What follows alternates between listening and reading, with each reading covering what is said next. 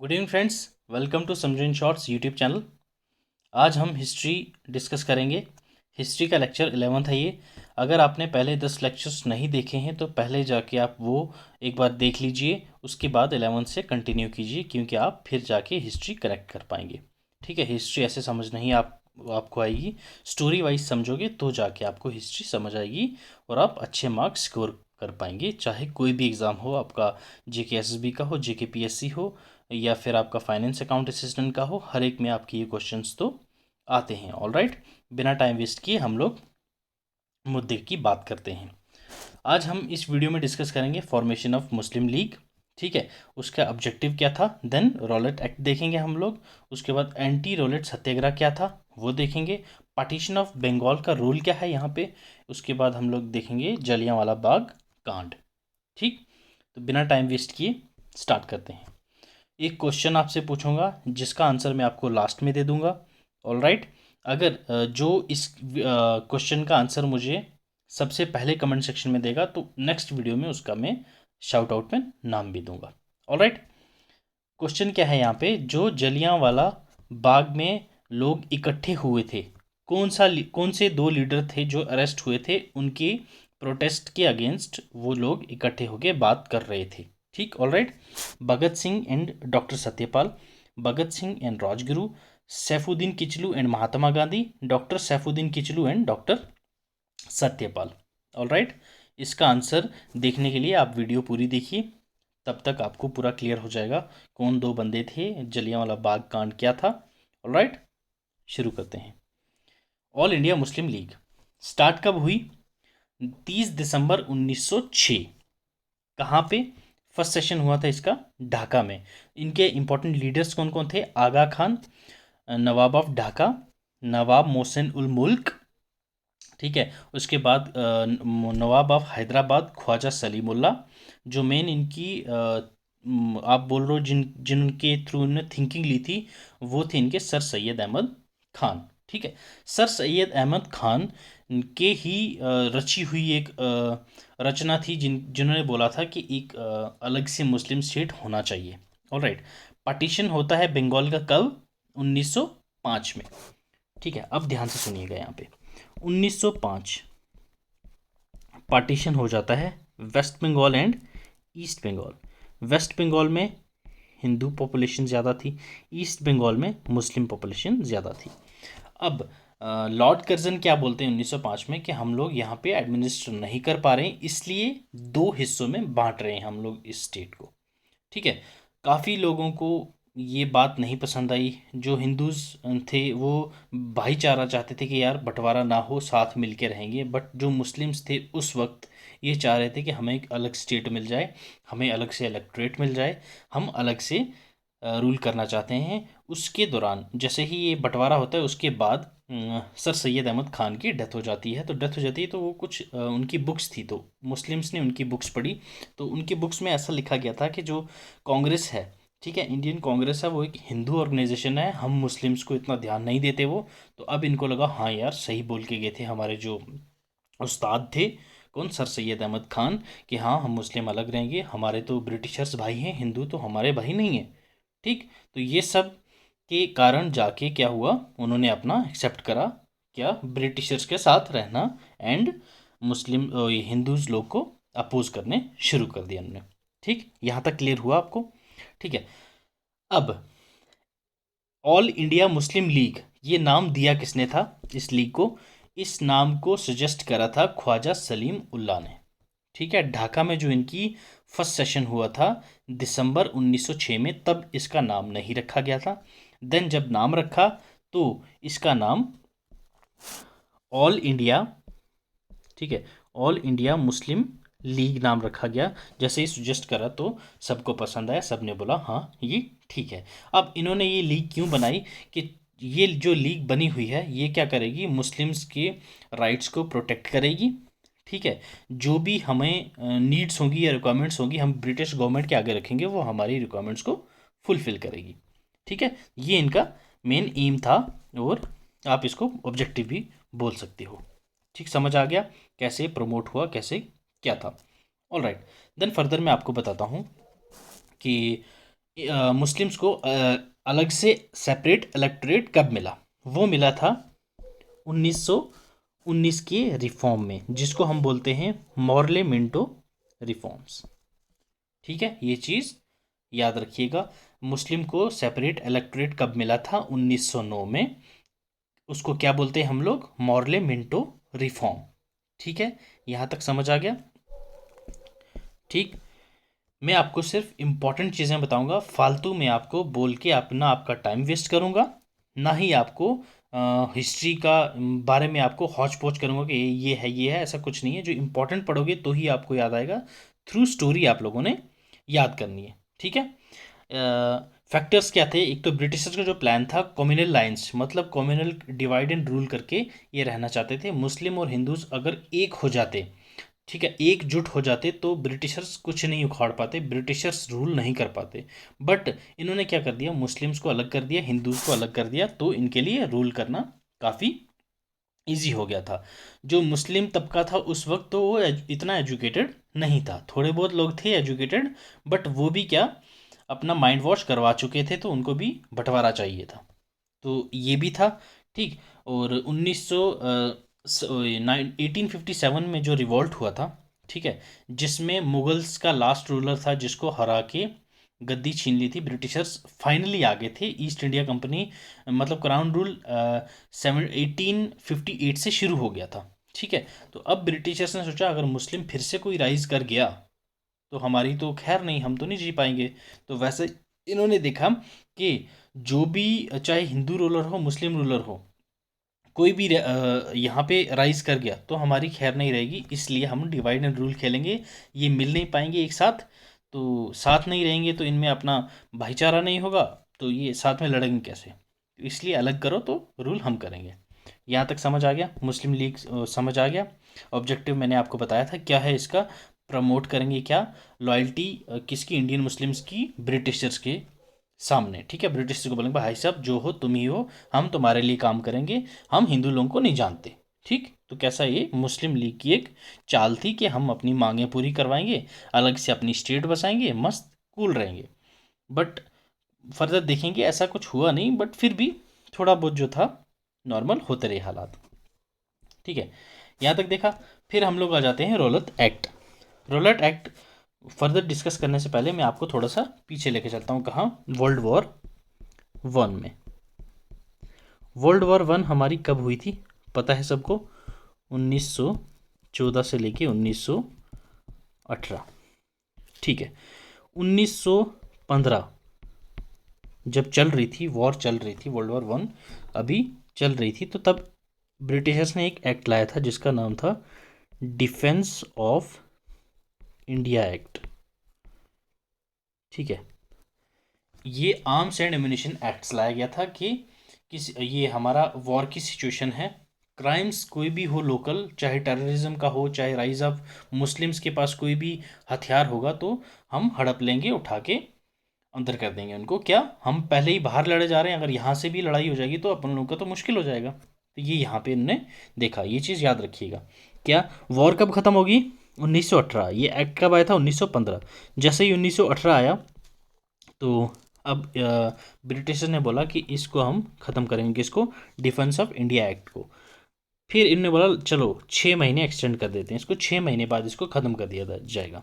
Britishers ने सोचा यार ये एक्ट तो अच्छा है, हमारे लिए तो बढ़िया है, हम किसी को भी उठा के अंदर कर सकते हैं, कहीं भी जाके सर्च कर लेते हैं, तो बंद क्यों करना है, अपने लिए तो बसता है। तो अब इनने एक थोड़ा बहुत इंग्लैंड में रानी जी को बोला भाई साहब थोड़ा सा वक्त दो हमें, ऐसे नहीं करो, ख़त्म नहीं करो, थोड़ा देखते हैं, हम अपने हिसाब से देखते हैं, देखने दो हमें, ठीक रहेगा, कमेटी बिठा लेते हैं यार, बंद नहीं करो, कमेटी बिठा के थोड़ा सा ऊपर नीचे करके अपन लोग कुछ कर ही लेंगे, बट रखो ये कानून रखो। तो बोला चलो ठीक है, 6 महीने के लिए एक्सटेंड कर दिया इनको। क्या करा? 6 महीने के लिए बोला एक्सटेंड रहेगा। कमेटी बैठ गई। कमेटी को जब बैठाया, कमेटी ने बोला भाई साहब यहाँ तो इंडिया और जर्मन के बीच में लिंक निकल रहे हैं, टेररिज्म फैल रहा है, देख लो भाई साहब आगे जाके प्रॉब्लम आने वाली है। तो इनने बोला ठीक ठीक ठीक ठीक ठीक, अब डराओ नहीं, इसको क्या करो तुम, इनडेफिनेट पीरियड के लिए एक्सटेंड कर लीजिए। किसको? रौलत एक्ट, जो डिफेंस ऑफ इंडिया एक्ट था इसी का भाई है, ये समझ लो। तो अब बोला भाई साहब चलो मज़े आ गए। 1919 में आ जाता है क्या, रौलत एक्ट। ठीक, 18 में ख़त्म, 19 में क्या ले आए, रौलत एक्ट, नाम बदल के। इस एक्ट का रौलत एक्ट नाम भी नहीं था, मैं फर्दर बताऊंगा आपको।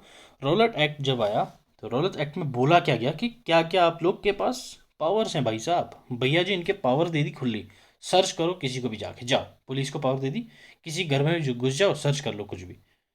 अब मनमानी करेंगे, ये ब्रिटिश के पास अपने आ गया भाई साहब, मनमानी से किसी के घर में भी घुस रहे हैं, कुछ भी सर्च कर रहे हैं, किसी को भी टेररिस्ट से एक्टिविटी से एसोसिएट करके अंदर ठोक रहे हैं, अरेस्ट करके सीधा 2 साल जेल। मतलब कि आप अनलिमिटेड पावर्स आ गई इनके पास। स्पेशल कोर्ट या वहाँ पे एस्टेब्लिश करे कि एक बार जिस कोर्ट में किसी को गिल्टी पाया गया वो फर्दर कहीं पे भी रेज नहीं कर सकता। जैसे अभी अपन लोग होते हैं ना, कोर्ट में है तो फिर हाई कोर्ट चले जाएंगे, हाई कोर्ट में अगर फैसला हमें पसंद नहीं आया तो सुप्रीम कोर्ट चले जाएंगे, तो यहाँ पे ऐसा कुछ नहीं था। अगर यहाँ कर दी तो आगे कहीं आवाज़ उठा ही नहीं सकते। ठीक है, कहीं पे आप गैदरिंग नहीं कर सकते, कोई प्रोटेस्ट नहीं कर सकते, कोई धरना नहीं डाल सकते। भाई साहब ज़िंदगी ख़त्म कर दी। हम लोग इंडियंस, हमको तो मज़ा ही ऐसे आता है, चुपचाप बैठने से हमें मज़ा नहीं आ रहा यार। कैसे ऐसे, कैसे मैं तो घर में लॉकडाउन करके बैठा दोगे, ऐसा थोड़ी होगा यार। तो अपन लोगों को नहीं अच्छा, नहीं पसंद है हमें, नहीं नहीं थोड़ा सा एडिट करके दे दो चलेगा, भैया जी कुछ और वेरिएंट दे दो ना यार। पर इनको पसंद नहीं आया तो हम लोग भी माहिर, हम लोग चलो ठीक है फिर देखते हैं। अब देखने से पहले एक बार रौलत एक्ट देख लीजिए, फिर उसके बाद देखेंगे कि आगे इंडियंस ने क्या करा। ठीक है, इस एक्ट को ऑफिशियली हम बोलते थे अनर्चिकल रिवोल्यूशनरी क्राइम एक्ट 1919, शॉर्ट में रौलत एक्ट। ठीक, रौलत एक्ट क्या था, पास हुआ था कब, मार्च 1919 में। किसने पास करा था, इंपीरियल लेजिस्लेटिव काउंसिल। याद रखिएगा, कब पास हुआ, 1919। किसने करा था, इंपीरियल लेजिस्लेटिव काउंसिल। ठीक है, अब इस एक्ट ने क्या अथोराइज कर दिया ब्रिटिश गवर्नमेंट को, भाई साहब किसी को भी पकड़ लो, जाओ, जो भी आपको लग रहा है कि भाई साहब इसकी टेररिस्ट एक्टिविटीज़ में है कुछ ना कुछ, भाई हमें लग रहा है, तो उठा लो, पकड़ लो, डाल लो अंदर इसको। ये भी यहाँ तक ये दे दिया कि जिसको अरेस्ट करोगे आप, 2 साल की जेल तो आप बिना ट्रायल की दे दो, मज़े में भाई साहब, कोर्ट जाने ना ना ना ना, डालो डालो डालो अंदर। ठीक है, उसके बाद क्या था, मैंने बताया आपको, विदाउट सर्च वारंट आप कहीं पे भी जाके सर्च कर सकते हैं। यहाँ तक देख लिया आपने। ठीक, अब इसके बाद क्या हुआ, इंडियन लीडर्स ने देखा भाई साहब ये तो गलत हो रहा है हमारे पास, एक बिल के साथ आगे आगे। बिल का नाम क्या था, ब्लैक बिल। अंग्रेजों ने बोलने भाई साहब वापस चलो, खत्म, नहीं माने। अब ये नहीं माने तो इंडियन भी कहाँ मानने वाले थे, इंडियन ने बोला चलो ठीक है, जो भी अपोजिशन वाले लीडर थे इंडियन मेंबर काउंसिल के, वो रिज़ाइन दे दिए। ठीक है, अब इनमें देख लो कौन कौन इंपॉर्टेंट थे, आ सकता है एग्जाम में। मोहम्मद अली जिन्ना साहब थे, मदन मोहन मौलवी साहब थे, मजर उल हक थे। इन्होंने रिज़ाइन, बोले भाई साहब तुम नहीं मान रहे हमारे, हम क्यों माने, हम भी नहीं करेंगे तुम्हारे लिए काम, जाओ। ठीक है, अब इसके साथ रॉयल्स एक्ट के अंडर एक चीज़ और जो थी गंदी, वो थी फ्रीडम ऑन प्रेस। प्रेस की जो फ्रीडम थी वो भी छीन ली। प्रेस वालों को बोला जो हम बोलेंगे वही तुम लिखोगे, अपनी मर्जी से कुछ नहीं लिख सकते। अब भाई साहब न्यूज़पेपर वाले तुम जानते हो कि मुझे ड्रग दो, मुझे ड्रग दो, समझ रहे हो, मीम्स आजकल आ रही हैं काफ़ी सारी। बट अगर मीडिया अपनी मर्जी से नहीं कर सकती कुछ, तो भाई साहब बाकी क्या करेंगे। अब मीडिया का खून खोलने लगा, मीडिया भी अपोजिट हो गया, भाई नहीं हमें तो नहीं चाहिए, ये गलत चीज़ है, हमें तो जीने दो, बाकी जनता को जो करना है करो, पर हमें तो अपनी मर्जी से बोलने दो। पर उसमें भी नहीं हो रहा था। ठीक है, उन्होंने बोला ठीक है। देन ये बात चली कहाँ, गांधी जी के पास। अब गांधी जी अपने हीरो लोग आगे मेन में, 24 कब, अरे भाई साहब लिख ले यार, 24 फरवरी 1919। ठीक है, जैसे पता चला गांधी जी को भाई ये तो गलत हो रहा है अपने साथ, गांधी जी ने क्या बोला, 6 अप्रैल को सब लोग आ जाओ, पूरे देश को बोला सब लोग आ जाओ, हड़ताल करेंगे। किसके लिए, एंटी रौलत एक्ट सत्याग्रह। किसके, क्या बोला उसको, रौलत एक्ट, रौलत सत्याग्रह किसने बोला, गांधी जी ने बोला इसको। ठीक है, अब पंजाब बंगाल जहाँ पे भी है हर जगह पे लोग तैयार हो गए, भाई साहब नेशन वाइड हड़ताल करेंगे अपन लोग, अब अपन पीछे नहीं हटेंगे। ठीक, जैसे ही ये बात बोली थी अभी, ऑलराइट, कब, 6 अप्रैल को गांधी जी ने क्या करा था, नेशन वाइड हड़ताल लगा दी थी। ठीक, 9 अप्रैल को अमृतसर में लोकल लीडर्स थे दो, doctor Saifuddin Kitchlew and doctor Satyapal, दोनों को अरेस्ट कर दिया जाता है। ठीक है, अरेस्ट कर दिया जाता है तो ब्रिटिश अथॉरिटी के पास पावर से भाई साहब, अब उन्होंने क्या करा, जनरल ओ डायर जी को कमांड दी। उन्होंने 11 अप्रैल को मार्शल लॉ लगा दिए। कहाँ पे? पंजाब में। जाइए भाई साहब। ठीक। अब जैसे ही 11 अप्रैल को इनने मार्शल लॉ लगाया, 13 अप्रैल, 13 अप्रैल को क्या होता है? अब बैसाखी के मौसम चल रहे थे तो सभी लोग इकट्ठे हुए थे वहाँ मनाने के लिए, बातें भी कर रहे थे। यार बीच में बात हो जाती है, हम इंडियन से गॉसिप अपनी फेवरेट चीज़ है। ठीक, गॉसिप नहीं तो अपन इंडियन लोग नहीं जी पाते। ठीक है ना।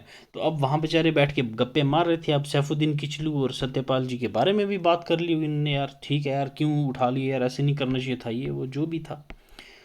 अब ये 13 अप्रैल, किसको पता था ये बेचारे प्यार से बातें कर रहे हैं, बैसाखी का माहौल था, नॉर्मली सब ठीक हो रहा था। जनरल और डायर आए।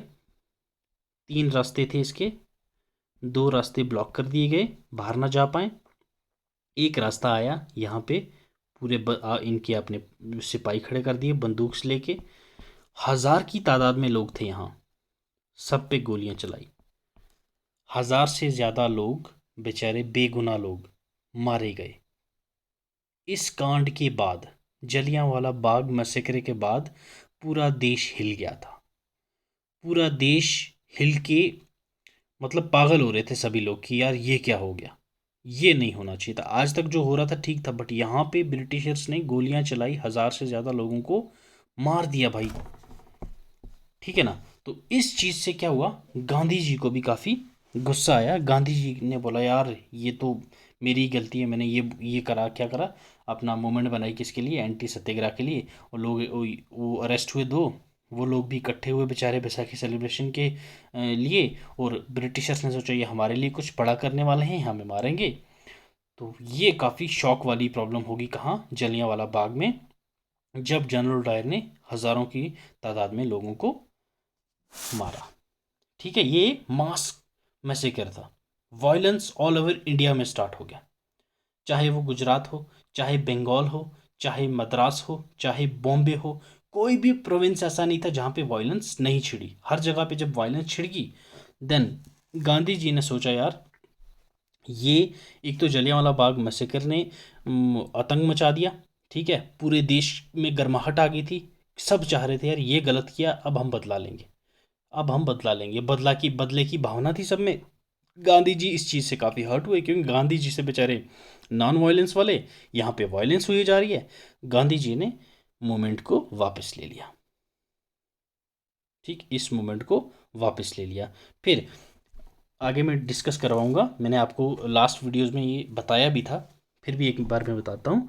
1922 में एक मूवमेंट होती है, चोरा चोरी मूवमेंट।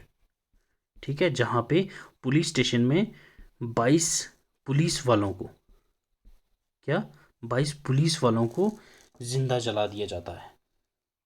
ठीक, उसके बाद ही रौलत एक्ट को ब्रिटिशर्स 1922 में ही वापस ले लेते हैं।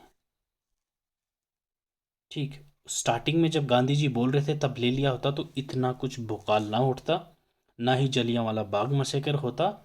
चुपचाप ब्रिटिशर्स मान जाते तो ठीक था। वो बोलते हैं ना, लातों के भूत बातों से नहीं मानते, ब्रिटिशर्स वही थे।